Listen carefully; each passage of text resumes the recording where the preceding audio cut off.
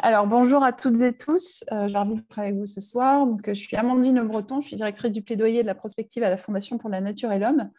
Et la Fondation étant très investie dans le pacte du pouvoir de vivre, voilà, moi, je suis au groupe de coordination et également, comme vous le disiez tout à l'heure, porte-parole du pacte au niveau national.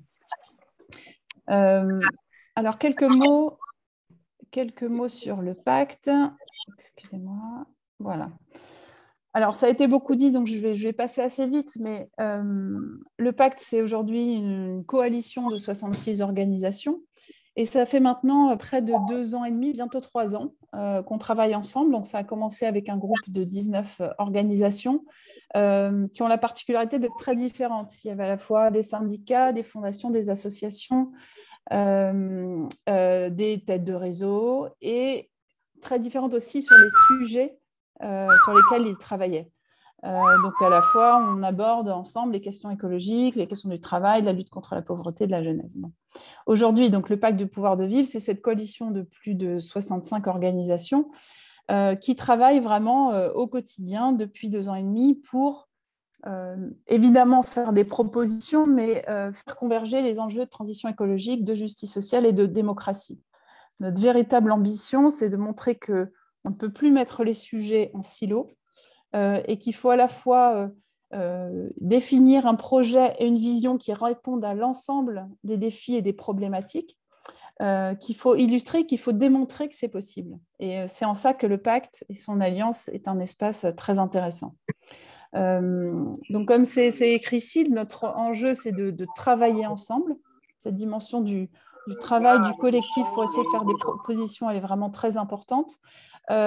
Pour articuler l'ensemble des dimensions environnementales, sociales, économiques et démocratiques.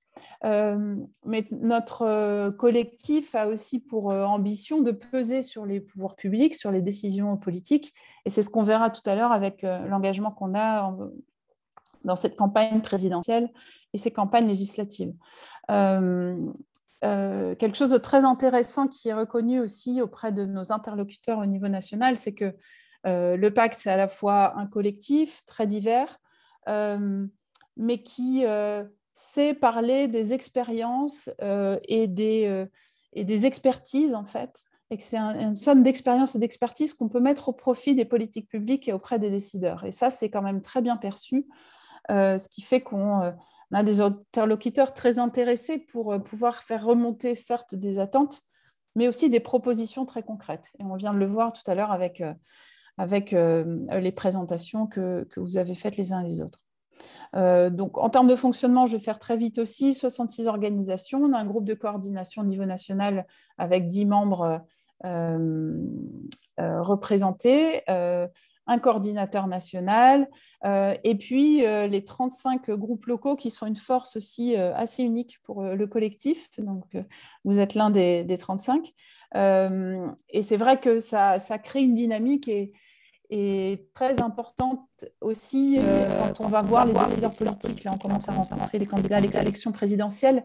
Cette dynamique dans les territoires, dans les régions, montre qu'il y a une attente très forte d'un débat de société qui adresse les sujets écologiques, sociaux et démocratiques. Je refuse en même temps toutes les entrées dans la conférence. Donc, le pacte a commencé en 2019, je le disais. On a eu un certain nombre d'actions en commun. La première et l'une des plus importantes, évidemment, c'était de définir un socle de propositions communes. Donc, on a eu 66 propositions en 2019. On a porté des messages, on a écrit des tribunes, on a fait des rendez-vous. Et parmi les actions qu'on a portées en commun, il y avait ce Tour de France du pacte en 2019 avec 10 dates programmées en lien direct avec les groupes locaux, donc dans les villes que vous lisez sur cette diapositive. Et l'idée, c'était à la fois de présenter les 60 propositions sur lesquelles on avait travaillé, et puis de commencer et de continuer à organiser un débat entre les associations, les syndicats et les mutuelles au niveau local. Et c'est vraiment ce qui a fait décoller aussi le pacte, puisqu'on est passé encore une fois de 19 organisations à 66 aujourd'hui. une particularité du travail du pacte, que ce soit les 66 propositions de 2019 ou les 90, comme je vais vous les présenter rapidement tout à l'heure, c'est que ces propositions, elles forment un tout. C'est vraiment cette manière, de cette manière qu'on a envie de présenter le travail du pacte du pouvoir de vivre. Alors évidemment, il faut toujours faire l'exercice d'identifier des mesures qui illustrent un état d'esprit, une démarche, des objectifs. Mais notre souhait, c'est de pouvoir garder une vision globale des enjeux et encore une fois, de ne pas sortir une mesure. Il n'y a pas une mesure qui résoudra l'ensemble des problématiques, c'est bien l'ensemble qui fait la force. Alors, donc je refuse au fur et à mesure les entrées. Excusez-moi, hop, il y a beaucoup de... Voilà. Je ne sais pas pourquoi j'ai la main sur les rejets des personnes qui font les demandes d'entrée dans la réunion, mais je le fais au fur et à mesure. Bon. Donc évidemment, il y avait cette perspective de 2022 avec ces élections présidentielles, législatives. Et donc, ça a été l'occasion pour le pacte, très en amont, déjà en 2021, de travailler à une réactualisation des propositions. Évidemment, était passée par là la crise sanitaire, mais évidemment, la crise climatique, les inégalités n'ont pas décru. Et donc, il y avait le besoin de réactualiser ce travail, d'autant qu'on a appris vraiment à travailler ensemble. Ces propositions, elles sont aujourd'hui structurées en 4 axes. 4 axes qui illustrent vraiment la vision du pacte du pouvoir de vivre. D'abord, une société qui prend soin, qui protège et qui accompagne. Une transformation écologique juste qui recrée de l'emploi dans les territoires. Des investissements publics et privés pour financer un avenir écologique et socialement juste. Et une démocratie qui redonne à tous et toutes le pouvoir d'agir. Et on a vraiment essayé de formaliser l'ensemble des propositions autour de ces 4 axes qui, encore une fois, ne mettent pas d'un côté la transition écologique et de l'autre la justice sociale. Donc, on a souhaité réfléchir à comment avoir un rôle en tant que pacte du pouvoir de vivre sur les élections 2022. Je reviendrai tout à l'heure sur la partie influence justement du pacte du pouvoir de vivre. On a vraiment souhaité pouvoir illustrer... Excusez-moi, parce que vraiment, il y a plein de choses qui apparaissent sur mon écran. Je suis désolée. Excusez-moi. On a vraiment souhaité porter ces 90 propositions. Donc, on a mis en place une campagne de communication sur laquelle je reviendrai tout à l'heure et dont vous avez dû voir un certain nombre de vidéos. Donc, les propositions du pacte en quelques mots, même si vous avez dû avoir l'occasion de les lire et de les parcourir, elles s'articulent encore une fois autour des 4 axes que vous avez ici. C'est toujours difficile en fait de pouvoir encore ressortir quelques propositions qui illustrent et qui viendraient synthétiser l'ensemble de ce qu'a fait le pacte, mais je vais essayer quand même de faire l'exercice d'illustrer chacun des axes par une proposition qui nous paraît particulièrement importante, mais encore une fois, qui ne raconte pas tout. Dans la société qui prend soin, qui protège et qui accompagne, le pacte porte notamment à destination des jeunes qui ont subi de plein fouet certes la crise sanitaire, mais aussi les inégalités, mais aussi la crise climatique. Donc, à destination des jeunes, le fait de porter la mise en place d'un revenu minimum garanti associé à l'augmentation des bourses. Puisqu'aujourd'hui, un jeune... Ok, mais t'es qui? Hunt. Un jeune qui n'est ni en formation, ni en études, ni au travail, n'a accès à aucune aide financière, comme vous le savez. Or, avec toutes les crises qu'ils traversent, il y a vraiment une problématique de les accompagner. Donc, notre demande, la demande du pacte du pouvoir de vivre, c'est sous condition de ressources, la mise en place d'un revenu minimum garanti, donc qui soit accessible aux 18-25 ans, qui soit accompagné d'un accompagnement dans leur parcours. Et l'idée du pacte, c'est de compléter ce dispositif par une réforme des bourses et notamment la hausse du plafond pour que les études restent possibles et dans des conditions convenables, notamment pour les plus précaires. Dans cette partie prendre soin, il y a aussi une grosse dimension logement avec cette question de faciliter l'accès à des logements financièrement abordables. Alors, parmi les choses que propose le pacte, il y a de revenir sur la coupe des APL de 2007 et les revaloriser, investir massivement dans les logements sociaux à hauteur de 150 000 logements par an, ou encore encadrer les loyers dans les zones tendues. Le deuxième axe, qui est celui de la transition écologique juste, et qu'on a souhaité vraiment recréer à une dynamique territoriale et à une justice sociale, c'est un axe évidemment très très fort du pacte du pouvoir de vivre, dans un contexte où on entend beaucoup qu'on a fait plus qu'avant, qu'on s'engage plus dans la transition écologique, que l'écologie est dans toutes les bouches et dans tous les discours. Ce qui est vrai, sauf que sur la lutte contre le changement climatique, l'enjeu, comme nous le montre le GIEC quasiment chaque année, ce qu'on a dit à l'accord de Paris, ce n'est pas seulement de faire plus, c'est de faire assez. Et faire assez, c'est être sur les bonnes trajectoires. La bonne trajectoire étant celle, encore une fois, définie par l'accord de Paris, d'être sur 1,5 degré, si possible, seulement d'augmentation de température à la surface de la Terre. Donc c'est pas...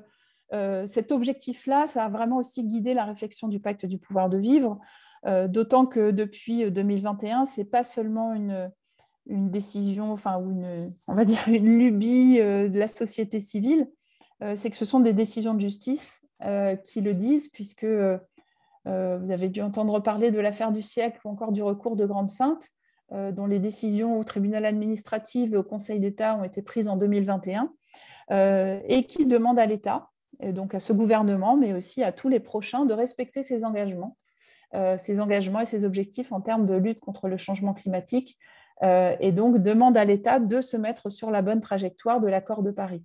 Donc ça donne un cadre très intéressant pour aussi réfléchir, et c'est ce qu'a fait le pacte, essayer de réfléchir à quelles seraient les mesures pour faire suffisamment pour se mettre sur les bonnes trajectoires et protéger les populations du changement climatique. Donc évidemment, il y a beaucoup de sujets qui concernent cette partie transition écologique, qui intègre aussi d'ailleurs les sujets de biodiversité, on ne les oublie pas. Alors pour prendre quelques exemples, on a notamment des propositions sur l'alimentation, notamment dans la restauration collective. La restauration collective, c'est pas seulement un restaurant, c'est évidemment un restaurant à caractère social, et ça c'est extrêmement fort, et d'ailleurs on l'a vu pendant la crise sanitaire. Donc se servir de l'espace de la restauration collective pour à la fois proposer un repas équilibré et sain chaque jour à toutes les populations, nos enfants, nos aînés, dans les hôpitaux, c'est un vecteur de meilleure alimentation très intéressant. Donc le pacte propose notamment d'automatiser, de généraliser les tarifs sociaux dans la restauration collective, d'investir massivement aussi dans la restauration collective pour l'accompagner dans sa transformation, manger des produits frais, intégrer des produits bio et durables, et mettre en place des menus végétariens, des options végétariennes quotidiennes disponibles pour toutes et tous.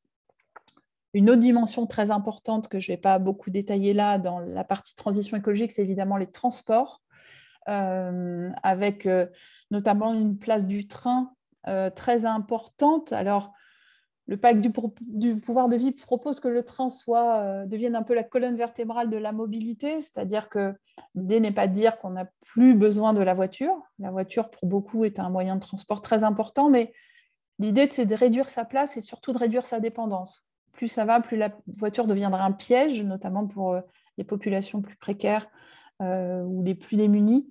Donc, c'est comment on offre des alternatives à la mobilité à chacun et qu'on puisse choisir réellement sa mobilité où qu'on habite. Et donc, c'est vrai que le train est pour ça un sujet de proposition du pacte. Et notamment, le pacte demande un plan de relance du ferroviaire en investissant 3 milliards d'euros supplémentaires par an jusqu'en 2030 pour vraiment rendre le train accessible à tous. Le troisième bloc, c'est les investissements publics et privés. On sait aujourd'hui qu'il n'y aura pas de transition écologique et sociale, c'est démontré par un certain nombre de think tanks, des chercheurs. Il n'y aura pas cette transition, et surtout dans le pas de temps qu'on souhaite l'avoir, dans lequel on souhaite l'avoir, il n'y aura pas cette transition sans des investissements massifs dans les infrastructures, dans l'accompagnement des personnes. Et donc, cette dimension du budget et du financement, elle est essentielle. Et donc, le pacte du pouvoir de vivre propose, par exemple, de taxer les revenus du capital au même niveau que les revenus du travail et en suivant le même barème, ou sur la partie environnementale, mettre fin aux dépenses néfastes à l'environnement au sein du budget de l'État dès 2025. Donc ça, c'est très important pour qu'on puisse vraiment accélérer cette transition et pas seulement sur 1, 2, 3 années. C'est qu'on a besoin de pouvoir se projeter à 2030 et 2050 et donc de donner ces marges de manœuvre budgétaires pour voir clair et voir loin. Enfin, le dernier axe, c'est un enjeu transversal pour l'ensemble du pacte et je pense l'ensemble de nos organisations, c'est l'enjeu démocratique. D'autant plus important en ce moment, on le voit, où le débat démocratique n'est pas à la hauteur de ce que peuvent attendre les Françaises et les Français. Donc, il y a cette dimension du débat et puis cette dimension de donner à toutes et tous le pouvoir d'agir dans son quotidien, dans son territoire, dans sa région, dans son espace, dans son travail, dans son entreprise.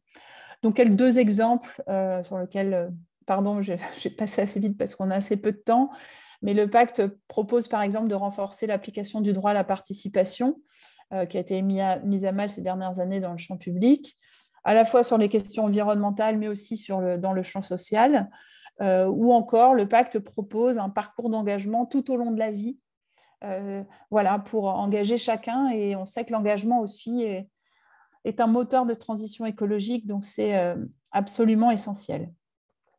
Voilà, encore une fois, en faisant très vite et en faisant le choix de sortir quelques illustrations de ces axes.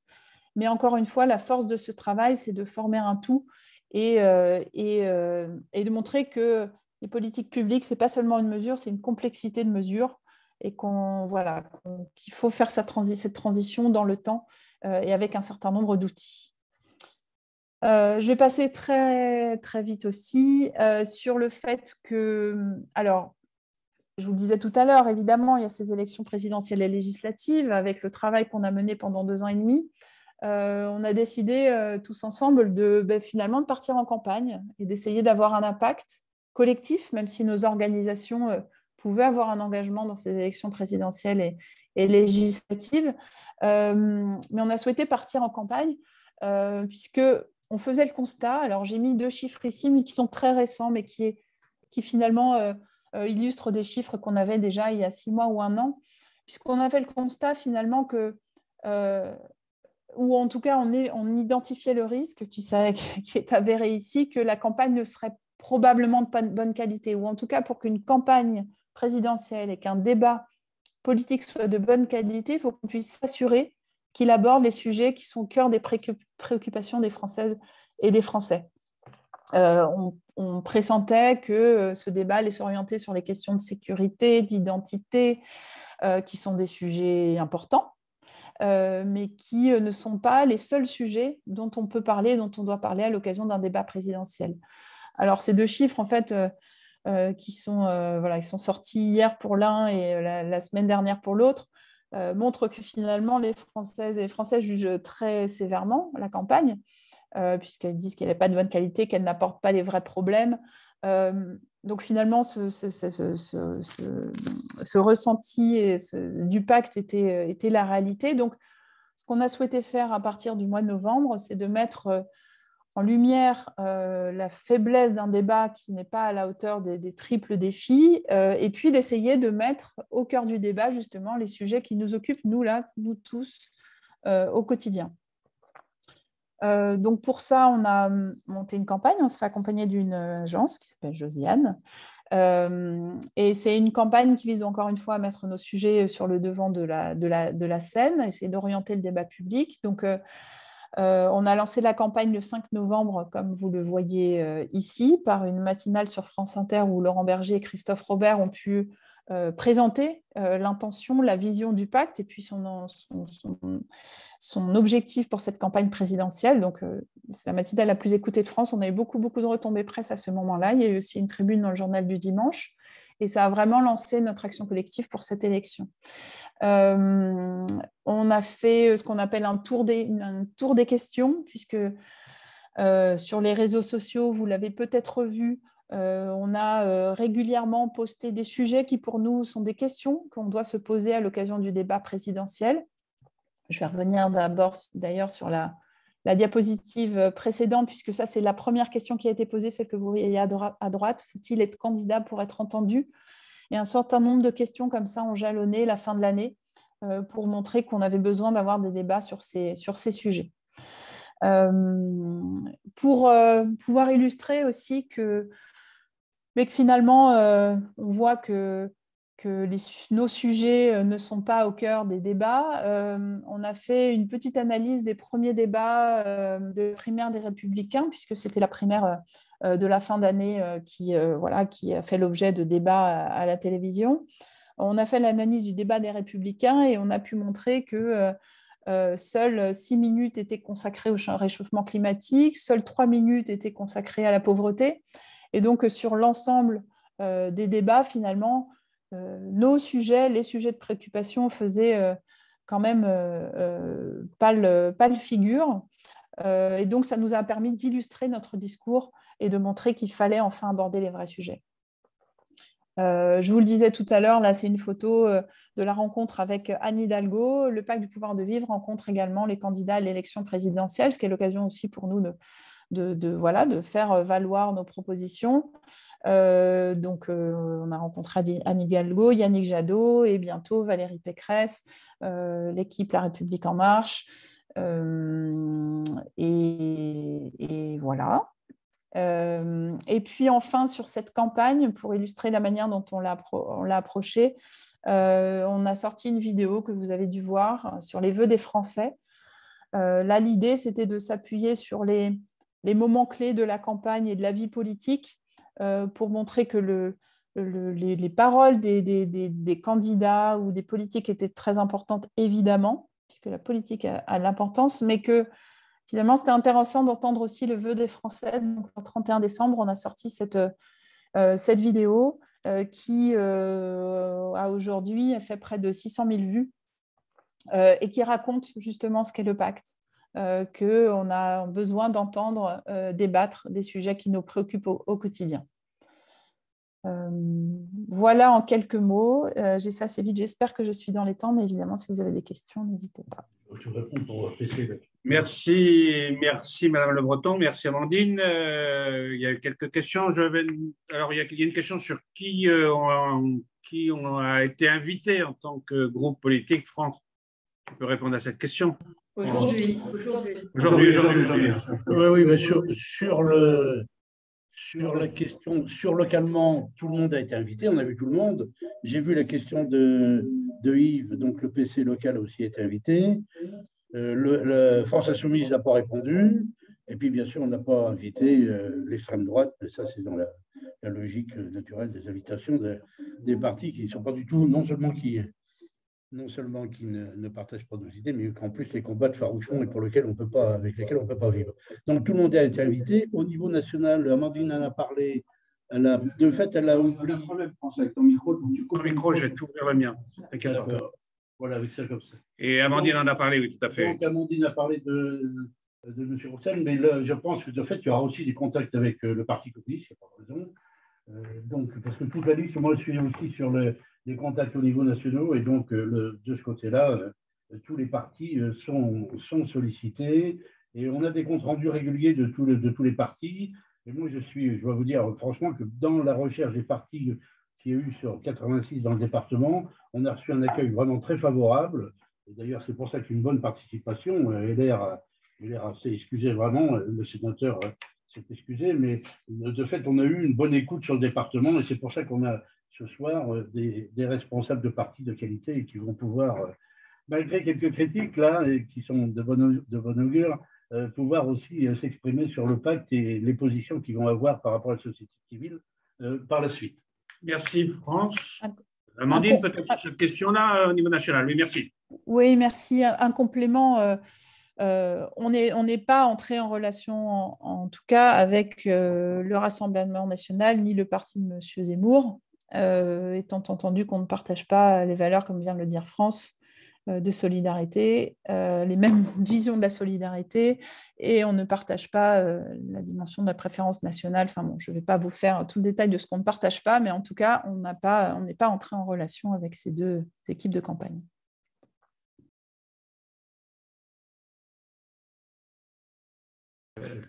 Merci, oui, effectivement. Les questions qui ont été dans Est-ce qu'il y a d'autres questions? Béatrice, il y avait une autre question? Bien sûr. Juste, à la oui. fin. On répondra aux questions d'organisation, oui, la démarche. Voilà. Merci.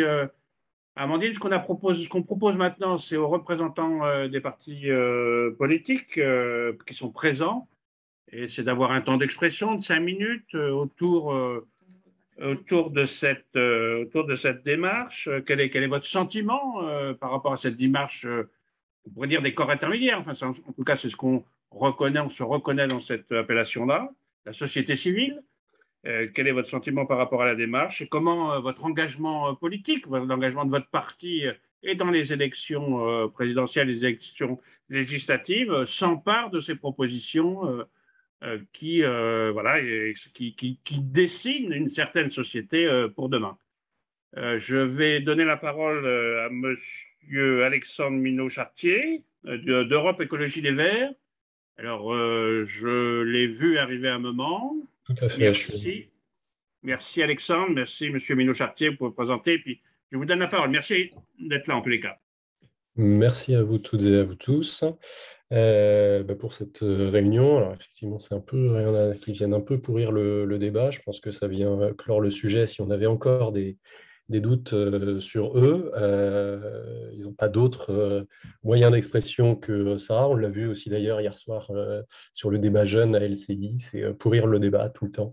Et c'est vrai que je pense que malgré nos différences politiques, et on n'est pas dans le même parti, je pense que là-dessus, il faut qu'on soit unis tous ensemble, même si on ne soutient pas le même candidat à la présidentielle, je pense que c'est quand même assez indispensable. Donc Yannick Jadot, moi c'est celui que je représente. Il a rencontré le pacte du pouvoir de vivre le 17 janvier. Ça a été une très bonne réunion de travail de notre côté. J'espère que c'était pareil du vôtre. Et donc, sur la démarche, nous, on part sur un constat. Je vais parler beaucoup démocratie, pas tant d'écologie finalement. C'est que pendant tout le mandat, il y a eu des renoncements sur la démocratie. Il y a eu la Convention citoyenne où on devait avoir des mesures sans filtre. Et au final, on voit bien ce que ça a donné au niveau de la loi. Il devait y avoir une réforme constitutionnelle, notamment pour abaisser le seuil pour la participation au référendum d'initiative partagée. Ça n'a jamais été fait. C'est toujours sur le bureau de l'Assemblée nationale, mais ça n'a jamais été discuté. On ne voit toujours pas le président de la République en tant que candidat, donc il y a une absence de débat. Et non les Shields. Candidat, ce qui est assez gênant. Et puis, il y a aussi un manque de transparence, notamment par rapport au grand débat national, sur tout ce qui est cahier de doléances. Il y a eu une extrême richesse sociale qui a été recueillie dans les cahiers de doléances, et on n'a pas une transparence, du moins pas des cahiers qui sont disponibles pour toutes et tous. Et donc ça, c'est assez gênant, surtout quand on est à l'heure de l'open data et qu'on nous dit dans tous les ministères, il faut ouvrir les données dans tous les sens. Sur des cahiers, on n'est pas en capacité de le faire. Donc ça, c'est assez dommage. Sur le travail que vous avez effectué, pour nous, c'est un travail qui est majeur. C'est un travail citoyen, associatif, syndical. Et ça montre bien que les citoyens, quand ils s'organisent, eh bien, ce n'est pas juste des gilets jaunes qui sont sur un rond-point, qui sont violents, comme on a voulu les caricaturer, mais c'est qu'il y a des vraies propositions derrière, sérieuses. Et donc, ça fait quand même du bien. Sur la campagne et la façon dont on voit la démocratie, nous, avec l'équipe de Yannick Jadot. Tout d'abord, le volet démocratique a une place assez importante parce que justement, tous les renoncements dont je parlais, ça nous frustre. Donc, dans la campagne déjà, il va y avoir ce qui va être une assemblée des possibles, qui va être une mission de citoyens tirés au sort qui, pendant la campagne de Yannick Jadot, vont préfigurer ce que serait une convention citoyenne sur la démocratie, un peu comme la convention citoyenne sur le climat, en mettant toute une grille de fonctionnement pour s'assurer que, une fois que Yannick Jadot sera élu, eh bien, on ne ruine pas la convention citoyenne comme ça a été fait avec la convention citoyenne sur le climat. Il y a une deuxième chose, c'est tous les cafés des possibles qui sont lancés. Il y en a eu un dimanche à Poitiers. C'est-à-dire que c'est des mesures qui remontent. On sort du modèle descendant. Et donc, on fait des ateliers avec les citoyens pour que eux fassent remonter directement à l'équipe de campagne toutes les mesures sur la démocratie qu'ils veulent voir dans le programme des écologistes.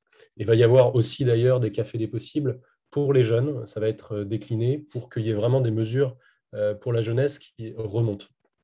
Donc toutes ces mesures-là, sur le fonctionnement même, la maire de Poitiers, Léonore Monconduit, est dans l'équipe, et également William Aucan, qui était un des membres de la Convention citoyenne sur le climat, déçu de la Convention citoyenne, et du coup qui nous a rejoints. Après, sur le fond, réellement, nous, on partage plusieurs de vos positions, notamment sur le scrutin à la proportionnelle pour les législatives. On est pour un scrutin proportionnel qui soit départemental et qui soit réellement paritaire. On est pour une limitation aussi des mandats dans le temps pour qu'il y ait un renouvellement politique. Sur le financement et puis la production des données, on veut également mettre en valeur tout le travail citoyen avec des consultations citoyennes et puis utiliser beaucoup plus les données produites par les citoyens. On veut également, au niveau des lobbies, avoir une grande loi qui permette de séparer un petit peu les lobbies, les mettre un peu en dehors de l'Assemblée nationale, comme ça s'est fait, alors peut-être pas suffisamment, mais un peu plus à l'échelle de l'Union européenne, parce qu'il y a des obligations de déclaration et de transparence à l'échelle de l'Union européenne qu'il n'y a pas en France. En France, on peut être lobbyiste sans être déclaré, et donc sans transparence, on ne peut pas réguler. Donc on aimerait mettre en place des mesures comme ça. Et puis après, il y a la mise en place d'un référendum d'initiative citoyenne avec des taux qui soient beaucoup plus bas que ce qui est actuellement avec le référendum d'initiative populaire partagé, qui pour le moment n'a pas donné grand-chose, notamment sur le RIP pour les animaux. On l'a vu parce que les députés et les sénateurs ont bloqué et n'ont pas voulu participer alors même qu'ils étaient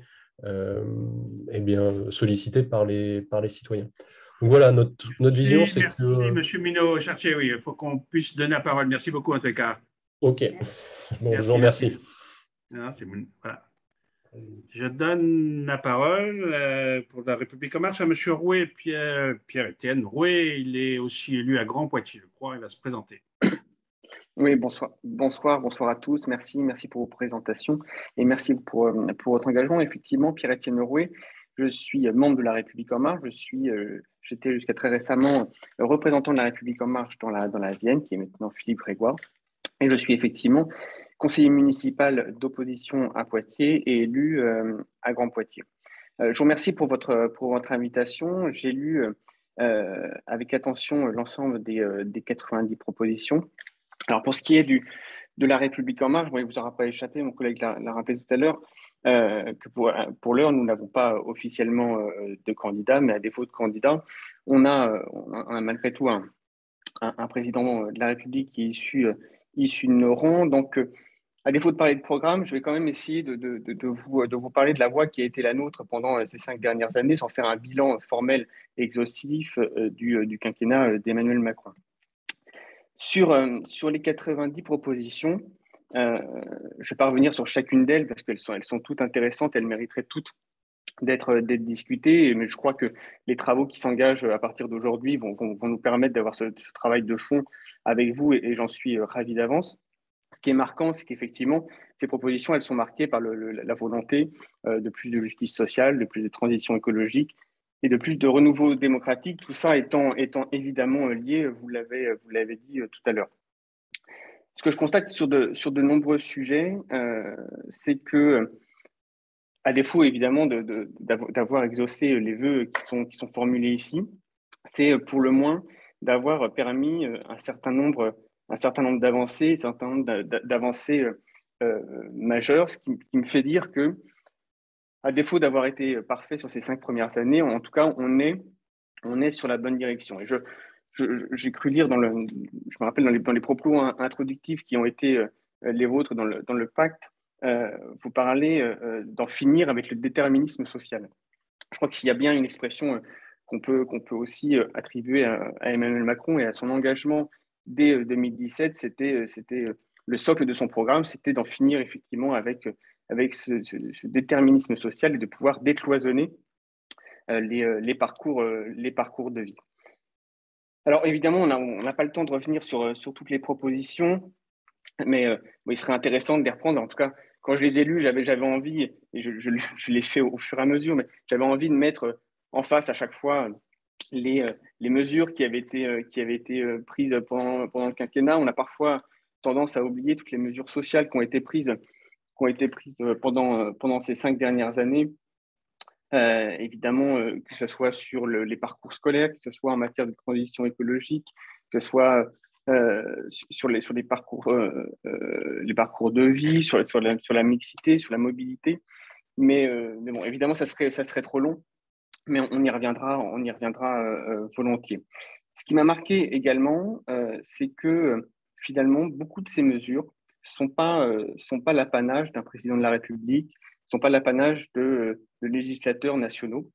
Et je crois qu'on a un vrai pouvoir d'agir aussi au niveau local. Quand on parle évidemment d'habitat, quand on parle de mobilité, quand on parle de restauration collective, quand on parle de commande publique, tout ça, je crois que si je devais émettre un vœu, moi, ce soir, c'est vraiment de vous appeler aussi à mobiliser les acteurs locaux qui sont les maires, évidemment, qui sont les premiers acteurs sur le territoire, qui sont aussi, à mobiliser aussi les départements, parce que vraiment, il y a évidemment, tout est lié, je veux dire, il n'y a pas d'action locale, s'il n'y a pas de volonté à un moment donné, ou s'il n'y a pas de moyens qui sont forcément débloqués au niveau national, mais vraiment, sur tous ces grands sujets-là, je crois qu'on a un vrai pouvoir d'agir au niveau local, et je crois qu'il faut mobiliser l'ensemble des acteurs, et je pense que vous ne manquerez pas de le faire dans les prochains mois, et bien au-delà d'ailleurs de la campagne des élections présidentielles.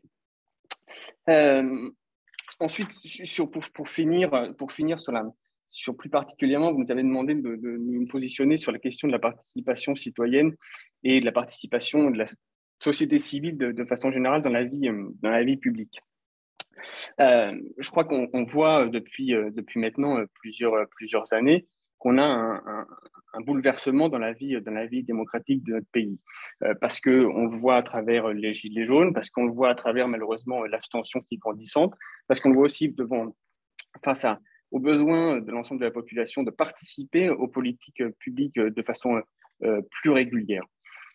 Alors je crois qu'on peut être d'accord ou pas avec ce qu'a fait, ou en tout cas le programme, les idées d'Emmanuel Macron. Ce qui est sûr, c'est qu'il y a eu quand même un vrai bouleversement en 2017 et que Emmanuel Macron a ouvert, j'ai même presque envie de dire fracturé une porte en permettant à l'ensemble des citoyens, à une plus grande majorité de citoyens, de s'intéresser ou de s'investir dans la vie publique, ou en tout cas de s'ouvrir à un mandat électif local ou national. Alors ça paraît presque évident aujourd'hui, parce que depuis, il y a eu d'autres élections, il y a eu d'autres renouvellements, Poitiers en est l'exemple, mais je crois que c'est important de le rappeler que cette porte-là, elle a été ouverte par la majorité présidentielle, elle doit continuer à s'ouvrir. Il y a encore beaucoup de travail à faire, il y a des propositions très intéressantes qui sont faites dans le pacte. Ce qui a été intéressant aussi en 2017, c'est, j'entendais parler tout à l'heure de Café des possibles. Je rappelle quand même qu'en 2017, la République en marche était le premier parti politique à lancer ce qu'on a appelé une grande marche. À l'époque, on a voulu aller frapper. On a été frappé directement aux portes des gens pour les écouter. Ça, c'était vraiment extrêmement important. Je crois que ce qui a fait la force, et qui fait toujours la force d'ailleurs de notre mouvement politique et de la majorité présidentielle, c'est notre capacité d'écoute et d'aller à la rencontre directement à la rencontre des citoyens.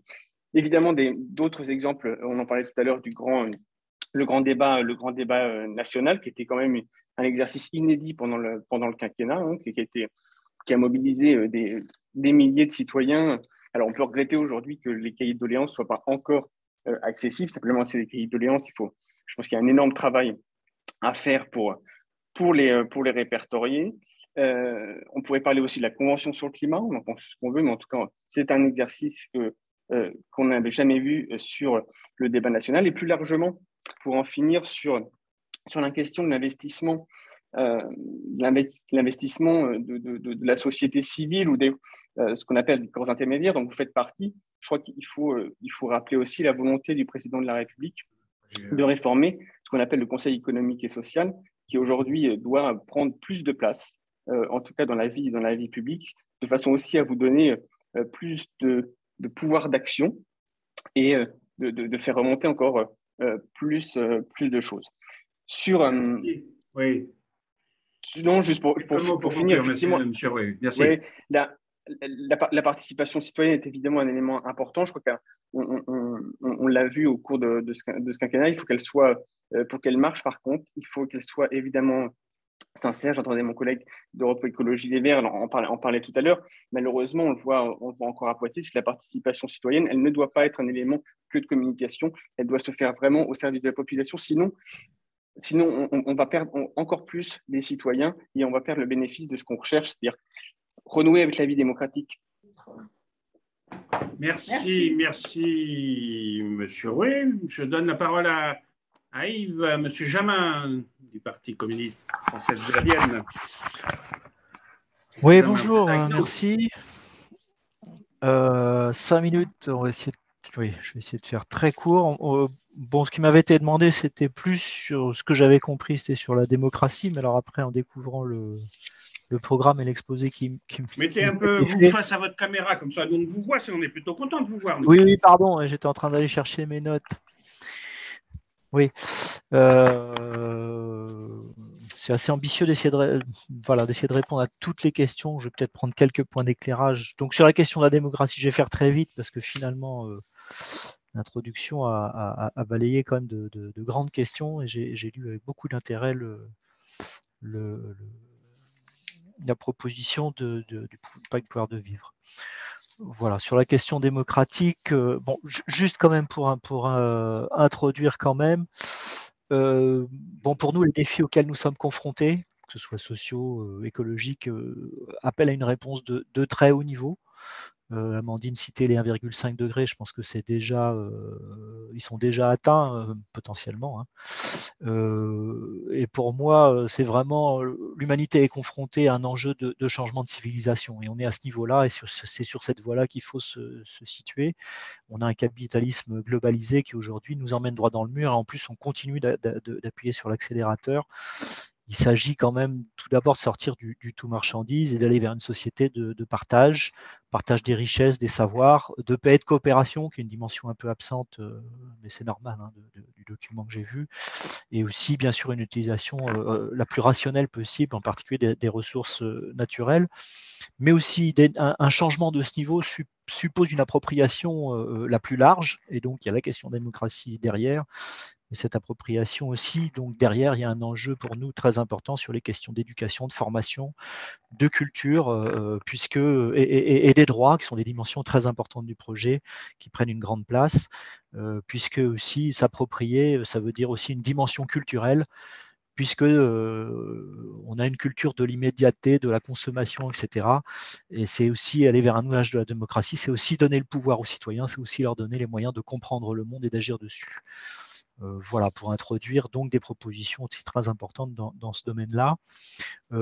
Sur la question démocratique, il y a plusieurs aspects. Hein. Il y a l'aspect institutionnel, bon, fin du présidentialisme, la primauté au Parlement, proportionnelle intégrale, parité, renouvellement des mandats limités, ce qui suppose aussi, ce qui est peu dit, je trouve, c'est un nouveau statut de l'élu, puisque pour pouvoir que les gens puissent passer d'un emploi à une fonction d'élu, retourner à un emploi, il faut qu'ils soient protégés et qu'effectivement, ils puissent, ce soit possible, parce qu'aujourd'hui, on a un système qui le permet difficilement. Et le pouvoir aux citoyens, c'est aussi un pouvoir de pétition. Alors nous, on a situé 2 niveaux, hein, un niveau de 500 000 qui permettrait de obligatoirement faire des propositions de loi, et 1 million pour un référendum, mais référendum autre chose que pas forcément plébiscitaire, mais qui peut toucher aussi sur des questions d'organisation des pouvoirs, de droit constitutionnel ou de traités internationaux.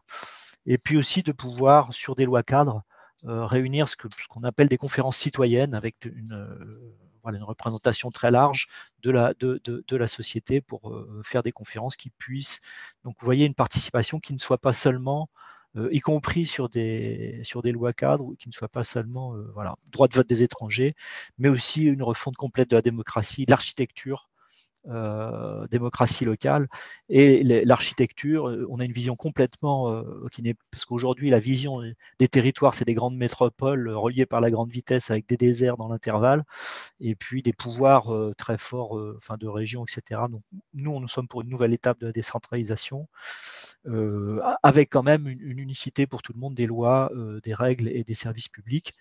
Il y a une dimension service public, voilà. Une dimension aussi, je dirais, liberté publique, hein, sur les droits syndicaux, abolir les lois liberticides, d'égalité, de laïcité, et aussi de liberté de l'information, de l'indépendance des médias. Voilà, donc je voudrais quand même amener un petit éclairage aussi parce que il y a ah bah oui, je suis déjà presque à 5 minutes, quand même donner une dimension. Non, mais voilà, sur les moyens à mettre, quand je disais que c'est d'investissement massif, les recommandations du GIEC, c'est 140 milliards par an, c'est 6% du PIB, donc nous sommes pour consacrer ces moyens. Et effectivement, c'est à ce niveau-là qu'il faut se situer. Et puis, bien sûr, c'est aussi, bon, il y a 6 objectifs dans le programme, je vais en prendre quelques-uns, hein, mais on parle de démocratie, c'est aussi reprendre le pouvoir sur le travail. Reprendre le pouvoir sur le travail, c'est aussi en faire quelque chose qui soit d'épanouissant, ça a été cité, et que ce soit plus seulement pour fructifier le capital et lui donner du sens. C'est aussi libérer les travailleurs des liens de subordination. Je dirais 2 dimensions, le pouvoir aux travailleurs sur l'organisation du travail, mais aussi sur la stratégie des grandes entreprises avec participation et conseil d'administration, un droit de veto en cas et puis de pouvoir faire des propositions alternatives, des droits de préemption en cas de vente de l'entreprise, par exemple, pouvoir avoir un accès au crédit. Et puis la deuxième dimension, c'est ce qu'on appelle la sécurité d'emploi et de formation, ce qui est un droit universel, hein, et qui doit aussi être adossé à un service public, hein, qui est le pendant. Pour nous, le service public, j'ai oublié de le dire, c'est quand même aussi un levier très important d'agir, d'abord d'accès aux droits, bien sûr, mais aussi un levier aussi pour transformer la société, hein. Donc, j'ai vu qu'il y a le mot bien commun, et le bien commun, pour nous, des pôles publics ou des services publics sont un levier très important pour, voilà. Alors après, le service public, je dirais qu'on a une dimension aussi démocratique, parce que pour nous, il y a l'idée qu'il faut les transformer aussi, et la démocratie, c'est aussi sur les services publics, c'est un contrôle public, mais aussi social, à travers les usagers, les élus locaux et les travailleurs, qui doivent pouvoir contrôler aussi et intervenir dans l'action publique à travers. Voilà. La démocratie, je dirais, elle s'exprime dans toutes ses dimensions, pas seulement institutionnelle et pas seulement délégation de pouvoir. Voilà, sécurité d'emploi et de formation, très rapidement, ça veut dire qu'un travail, pour nous, tout le monde est travailleur. Et tout le monde a le droit au travail, et tout le monde doit pouvoir passer d'une période d'emploi à une période de formation pour pouvoir s'adapter. On parle de transformation très importante, on parle de réindustrialisation, on parle aussi de transformer les modes de consommation et de production. Ça veut dire que les travailleurs, à un moment donné, ils vont être obligés sans arrêt de s'adapter, de pouvoir passer d'une profession à une autre, ou une évolution de sa profession. Et ça veut dire pouvoir garantir à tous les travailleurs qu'ils puissent passer d'une situation à une autre avec une continuité de revenus. Donc c'est en fait une nouvelle forme, une espèce de sécurité sociale, mais qui est sur le travail. Voilà, et puis je dirais un mot sur la jeunesse, qui est un axe très important, un objectif, puisque pour nous, c'est Nelson Mandela, l'éducation disait que l'éducation est la principale arme pour changer le monde, et la jeunesse, évidemment, doit être un investissement très important pour nous, puisque c'est eux qui doivent aussi demain imaginer un autre monde et le changer. Voilà, j'ai essayé de faire en 5 minutes, c'est un peu difficile, un exercice un peu difficile. Merci, oui, on le sait, oui. Merci beaucoup. Voilà, je n'ai pas parlé du logement, je n'ai pas parlé du transport, mais voilà, on partage vraiment beaucoup de choses.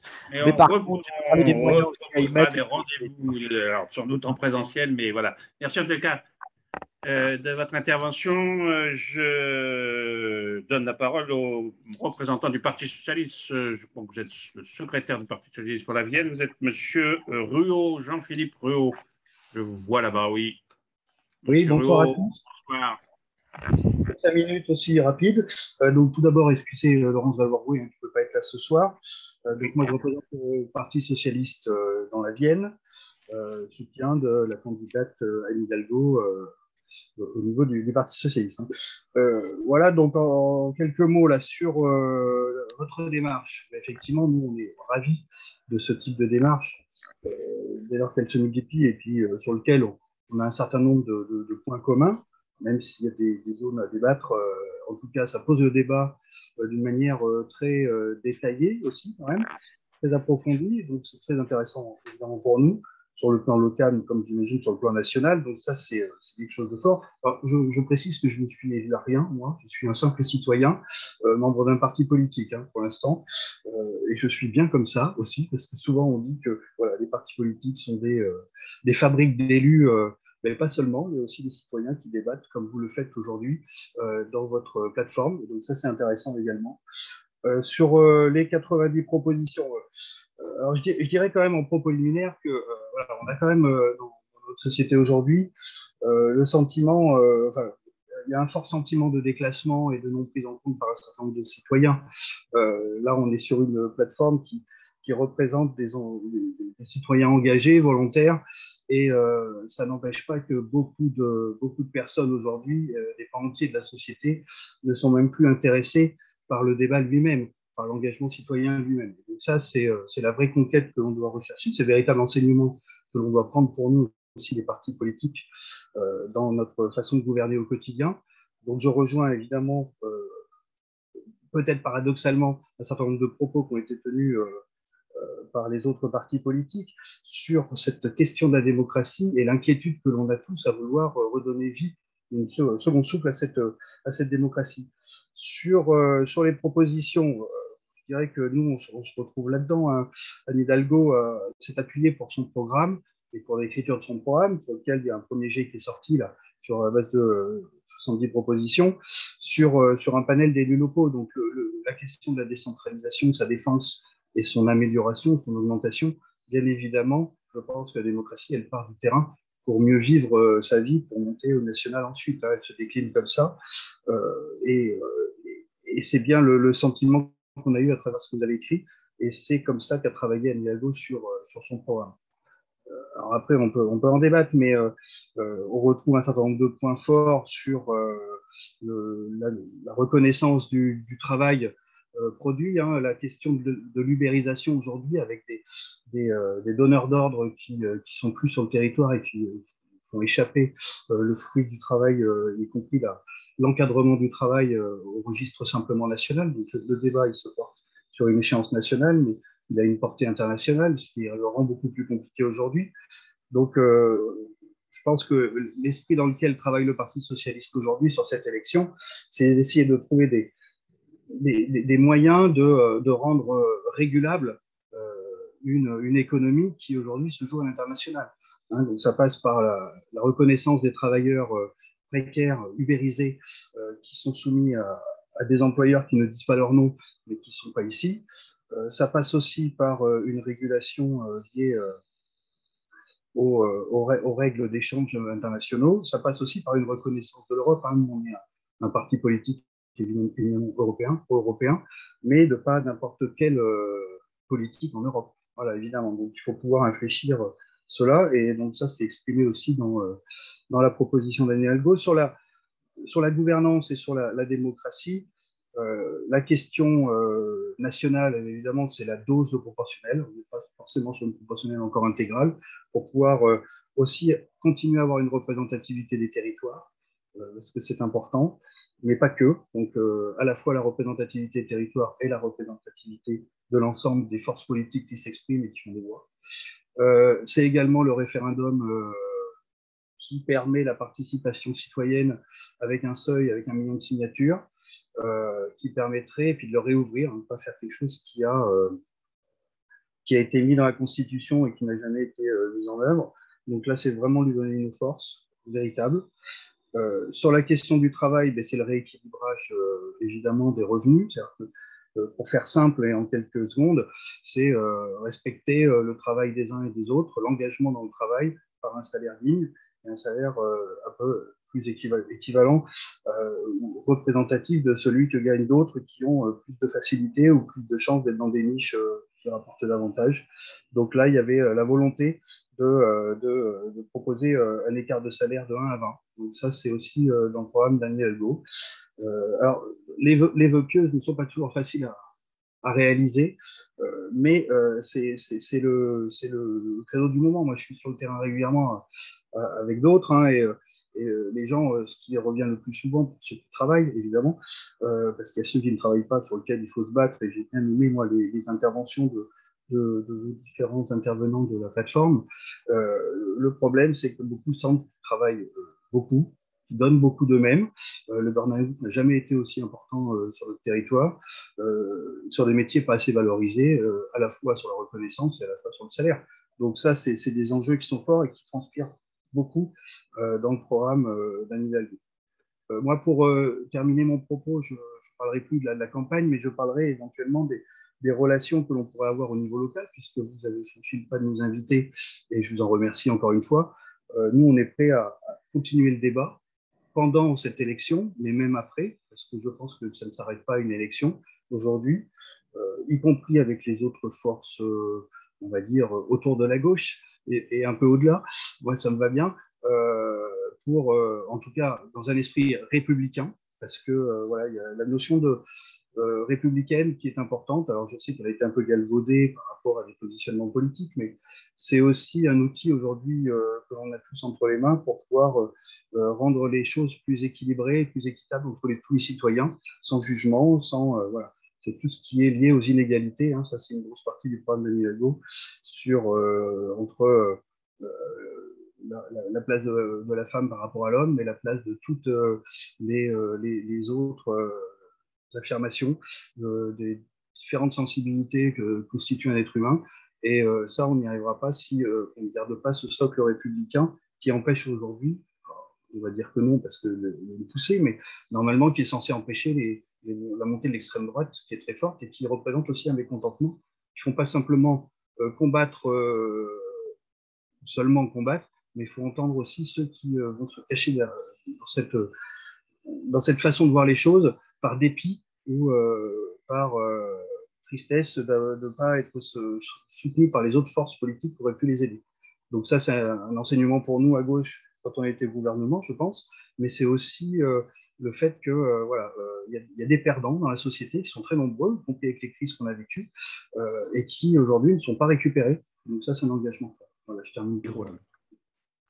Merci beaucoup, merci à tous, surtout merci Monsieur Ruot, et voilà, d'avoir joué le jeu. Merci aux 4 partis, aux 4 représentants des partis ce soir d'avoir joué le jeu. Merci à Amandine, à Madame Le Breton, et voilà, comme sans doute on aura plaisir à poursuivre le chemin ensemble sur cette réflexion. Dans la Vienne, cette dynamique rassemble une quinzaine d'organisations, des syndicats, des organisations associatives, des associations caritatives. Cette démarche, on l'a dit, elle se structure. C'était un premier rassemblement aujourd'hui, avec les difficultés que vous avez vues, mais avec le succès aussi, me semble-t-il, auquel vous avez contribué. La démarche se poursuit. Hein, c'était la première marche, enfin, en tout cas, de visibilité de ce collectif. L'objectif, c'est qu'un des représentants le disait tout à l'heure, c'est continuer le débat, ce débat citoyen, ce débat politique. Et donc, on a prévu, hein, avec des personnes complètement concernées par les situations, au moins 3 rencontres sur 3 thématiques. Alors, 3 rencontres dans la Vienne, pas simplement à Poitiers. On espère en présentiel, on croit que ce sera en présentiel, c'est évident. 3 grandes questions sociales avec des gens concernés par ces questions sociales. Une question autour des protections de l'environnement, de la transition, du développement durable, de la transition écologique.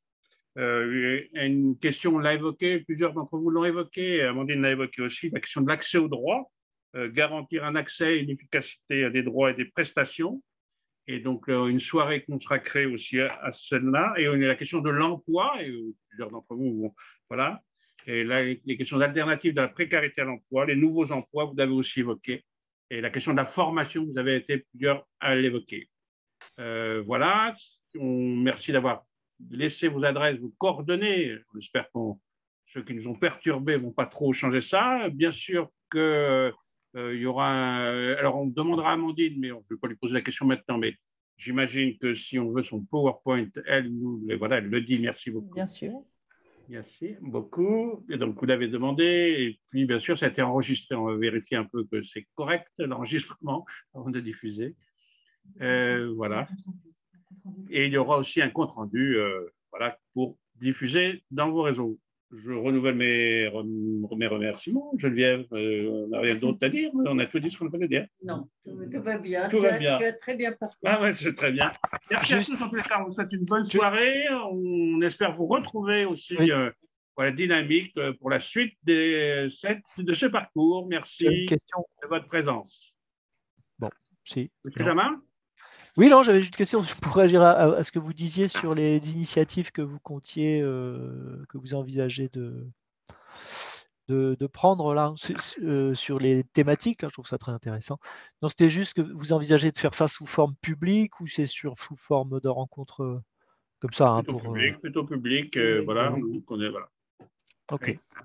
Merci à vous, c'était très intéressant. Merci. Et puis donc à une future rencontre. Merci à tous, merci à tous les réseaux d'être présents, responsables des réseaux, mais aussi aux gens impliqués, aux bénévoles. Il y avait beaucoup de bénévoles aussi. Je connais un réseau qui était très bien représenté, donc il y avait beaucoup de bénévoles. Merci à tous les bénévoles des centres sociaux. Voilà, j'en vois quelques-uns. Merci de votre attention. Et puis voilà, réseau CTT, réseau Secours catholique, le Zéro Déchet aussi qui était présent. Parfait. Daniel Chevalier, tiens, je lui fais un petit coucou en passant, lui. Voilà. Et merci au groupe politique. Merci. Bonne soirée à vous tous. Merci à vous. Bonne soirée. Au revoir. Merci beaucoup. Au revoir. Et Françoise aussi, qui était là. Et Amandine, vous donne nos remerciements de votre disponibilité pour cette soirée. Allez sur le lien du pouvoir de. Et vous pouvez aller sur le lien du pouvoir d'agir. Voilà, monsieur Christophe aussi, on dit au revoir, merci. Le pacte du pouvoir. Pacte du pouvoir, voilà. Il y avait aussi Simone Brunet qui était là aussi pour Emmaüs. Un petit coucou, mais comme ça, elle est encore là, je lui dis maintenant. Pour le réseau Emmaüs, voilà, qui était présent. Et voilà, Simone, voilà. Bonne soirée. Christophe, à bientôt. J'ai vu Louise aussi, Zéro Déchet, c'est parfait. Damien du Secours catholique, à bientôt. Bientôt. Et il y a Thierry du local aussi, qui était là. Allez, zou, nous, on fait une petite pause. Merci à vous. À bientôt.